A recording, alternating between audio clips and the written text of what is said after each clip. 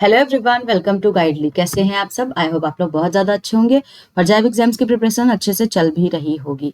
तो यहाँ पर मैं आपको बता दूं कि आप लोगों का रजिस्ट्रेशन आ चुका है, ओपन हो गया है। तो स्टेप बाय स्टेप मैंने आपको प्रोसेस बताया है, वीडियो बना दिया है, आप लोग जाकर देख लीजिएगा।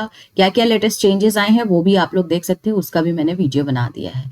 तो यहाँ पर हम पीपीबी का मॉड्यूल ए का चैप्टर 10 कर रहे हैं, जो जिसका नाम है foreign currency accounts for residents and other aspects. इसमें एक इंपॉर्टेंट कॉन्सेप्ट है जिसको हम यहाँ पर डिस्कस करने वाले हैं, जो है आपका foreign currency denominated accounts in India. तो ये किस टाइप का अकाउंट होता है, कौन ओपन कराता है, इसके बारे में हम यहाँ पे बात करेंगे।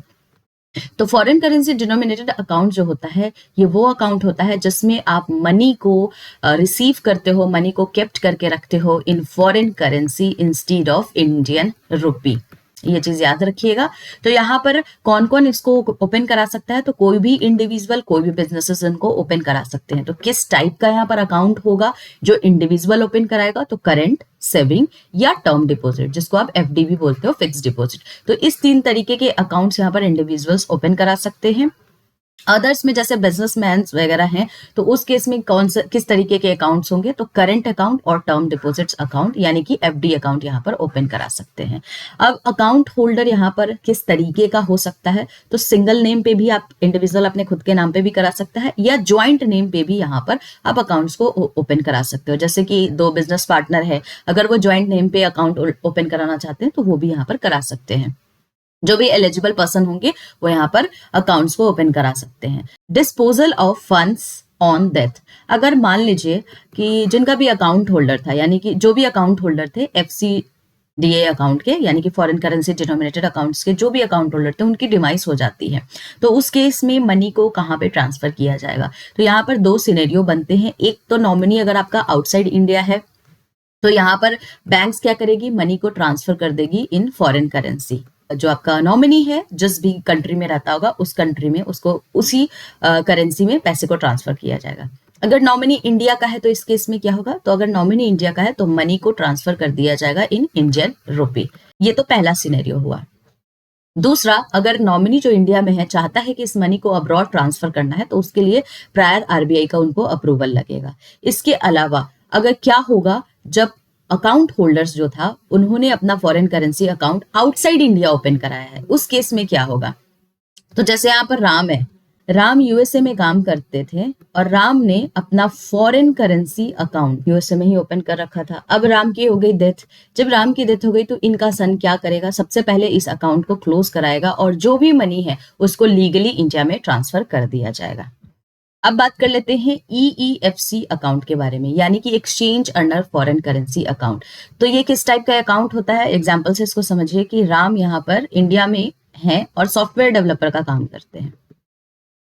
इनका एक क्लाइंट है जो यूएसए में है, यूएसए में ये सर्विस दे रहे हैं, यूएसए में फ्रीलांसिंग कर रहे हैं, कुछ भी कर रहे हैं। तो यहाँ पर जो यूएसए क्लाइंट है इनका हर महीने $5,000 इनको सेंड करता है।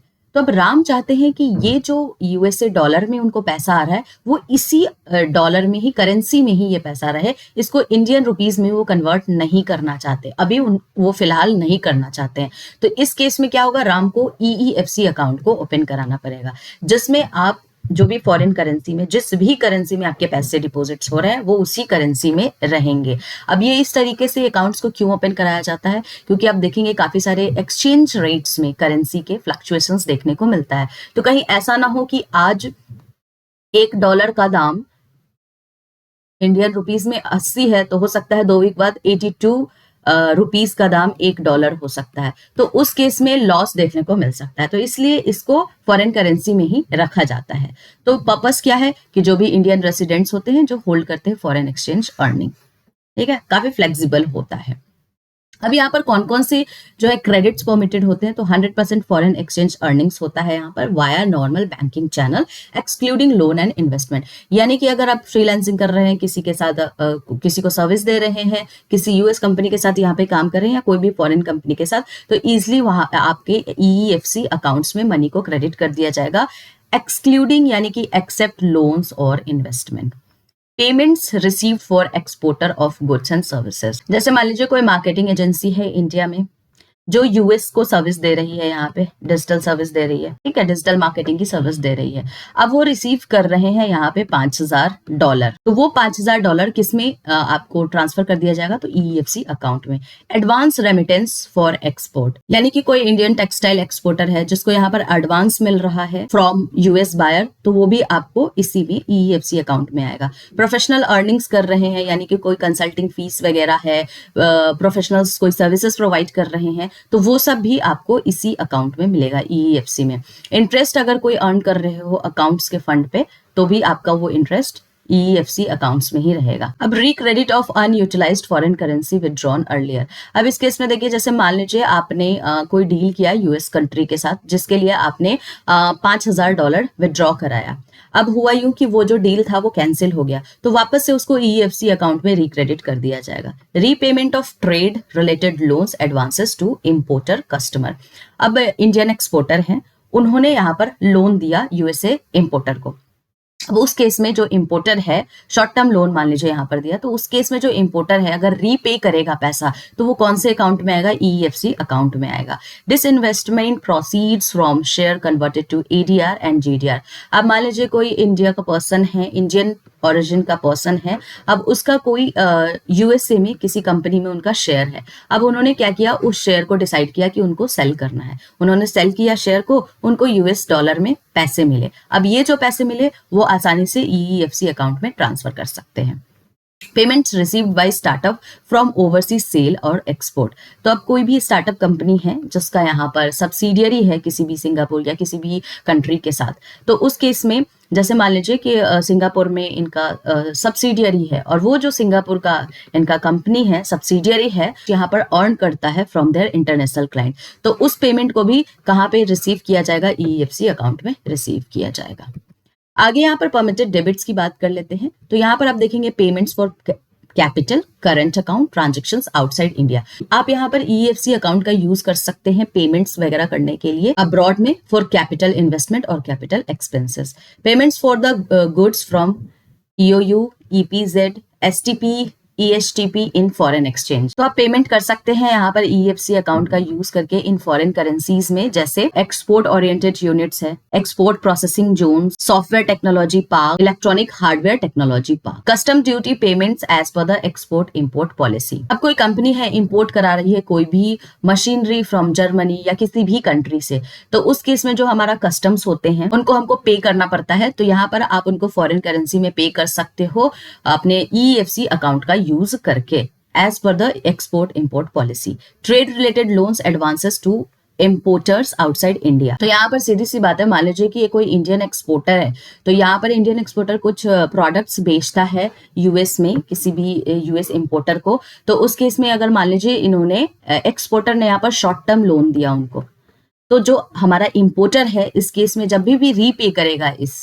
शॉर्ट टर्म लोन को, तो वो ईएफसी अकाउंट में होगा। Payment in foreign exchange for good service with in India. तो जो भी इंडियन सर्विस प्रोवाइडर है उनको फॉरेन करेंसी में आप यहाँ पर ईएफसी अकाउंट का इस्तेमाल करके पे कर सकते हैं। जैसे इसको एग्जांपल से समझ लीजिए कि कोई ट्रैवलर एजेंसी है, ट्रैवलर कंपनी है, अब ये किसी भी इंटरनेशनल क्लाइंट्स के लिए टिकट काट रही है, तो पेमेंट यहाँ पर यूएसडी में होगा, तो ये can be made from your EFC account. चलिए अब यहाँ पर कुछ रेस्ट्रिक्शंस देख लेते हैं। तो कैश विड्रॉवल अलाउ तो होता है, लेकिन रिक्रेडिटेबल अलाउ नहीं है, यानी कि एक बार अगर आपने कैश विड्रॉ कर लिया है तो उसको वापस से आप रिक्रेडिट नहीं कर सकते हैं। नॉन इंटरेस्ट बियरिंग आपका अकाउंट होता है। रुपी क्लेम सेटल बाय ईसीजीसी और insurance not allowed for credit. जो भी इंश्योरेंस क्लेम पेड किया जाता है रुपीज में, वो यहाँ पर ईएफसी अकाउंट में क्रेडिट नहीं होगा।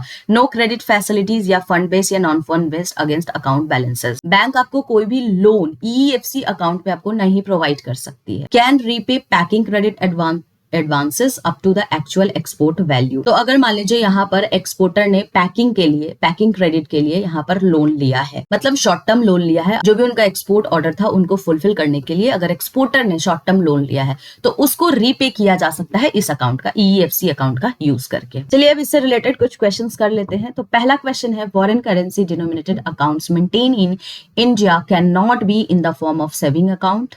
फिक्स डिपॉजिट, करंट अकाउंट और रेकरिंग डिपॉजिट। तो यहाँ पर मैंने आपको बताया कि फॉरेन करेंसी डिनोमिनेटेड अकाउंट में हम ये तीनों अकाउंट्स में इसको मेंटेन कर सकते हैं इंडिविजुअल के केस में। तो करेक्ट आंसर इसमें क्या हो जाएगा, recurring deposit, option number D.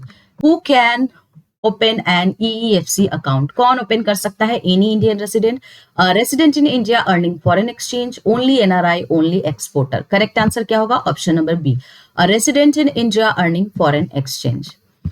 What happens if a nominee of a foreign currency account is a resident in India and wants to remit fund outside India? RBI approval is required. The nominee can freely remit funds. The nominee must convert funds to INR and the nominee can not claims the fund. तो सीधी सी बात है, outside India कर रहे हैं तो हमको prior approval लगेगा, किसका, RBI का लगेगा। चलिए नेक्स्ट क्वेश्चन है, which of the following is not permitted debit from an EEFC account. चार ऑप्शंस है, payment for goods purchase from 100% export oriented unit, payments for air fare and hotel expenses in foreign exchange, personal foreign remittances, payment outside India for capital transactions. Not permitted की बात की गई है, तो आपका ये भी परमिटेड होता है, ये भी परमिटेड होता है।